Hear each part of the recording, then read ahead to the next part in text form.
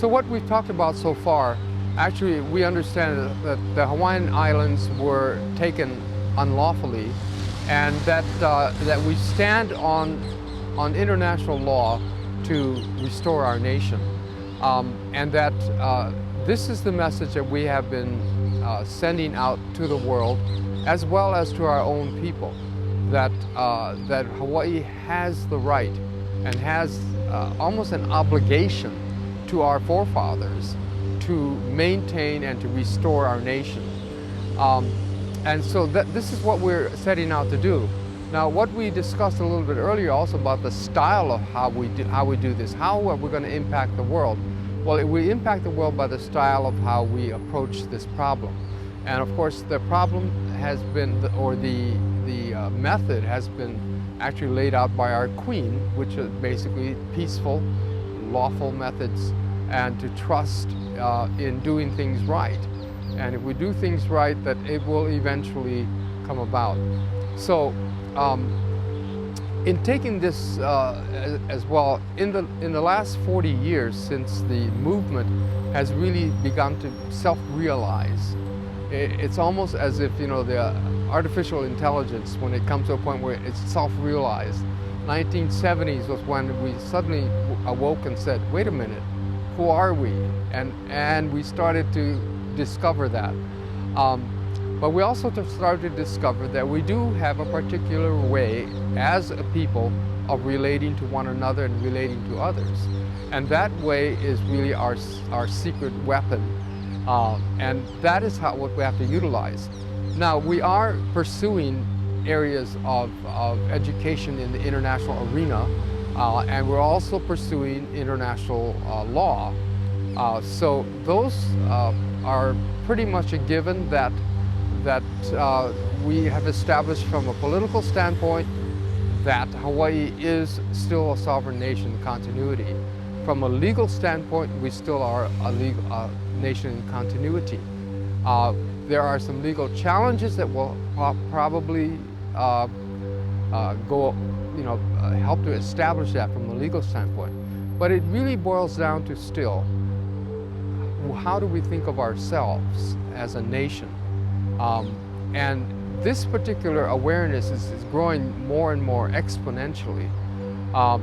A year and a half ago, when the Department of the Interior came to Hawaii to hold hearings about creating a federally recognized Indian tribe, there was a tremendous amount of response or reaction against making that particular rule change to create a tribe from the Native Hawaiian people.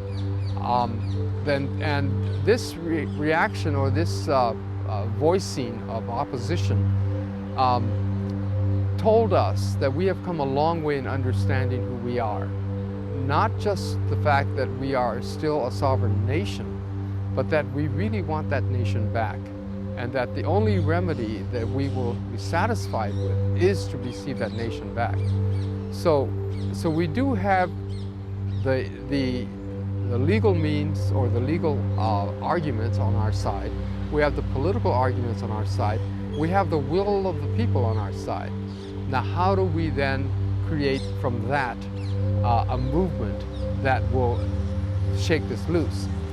A friend of mine, an international lawyer, a very well-known international lawyer, said you can have all the legal arguments, you can win this in the international court, in the world court, but you still have to get a judgment, or you still have to get that enforcement of whatever the judgment is going to be. If one nation as big as the United States refuses, then there's nothing you can do to change it. So it really comes back down to the will of the people. How do the people manage to put enough pressure on a large entity like the United States to have the United States move? So first of all, we have to convince ourselves, the people, that we are engaged in a noble and a just cause, and that this is not simply for this generation, but for generations to come. So this is a game changer, and we have to convince ourselves of this. Secondly, we have to get over the fears and the resistance that we ourselves have built, the lack of confidence, the insecurities and things like that that we have acquired over the years that have been drummed into our society that Hawaiians can't possibly handle themselves, competently. So we have to get over that. Our young people are beginning, of course, to step up and say, yes, we can do this, because they've not been victimized as much as the older generations. But it's still a major part to get over. So it's building self-confidence, building a vision that where we want to go, and then building the confidence that we can get there, and then simply engaging and starting on it. In other words, proving that our theory of where we want to go is a viable one, is something we can do. And this is something, if we stop and look at the last 40 years of progress, we've made tremendous progress as a nation. We now know we're a nation. We now know we're not the United States. We just need to continue to convince ourselves of that and to act on that level. So we formed an organization called the Coalition of Hawaiian Nationals, and in order to really encourage people to think of themselves as Hawaiian nationals and to give ourselves a number of projects and things we can do that will help to push the envelope, that will show that the people themselves are preparing themselves to take over our own nation and are doing so in a very positive light, doing so in a very optimistic light, that we can do this and that we are determined to do this. Yeah.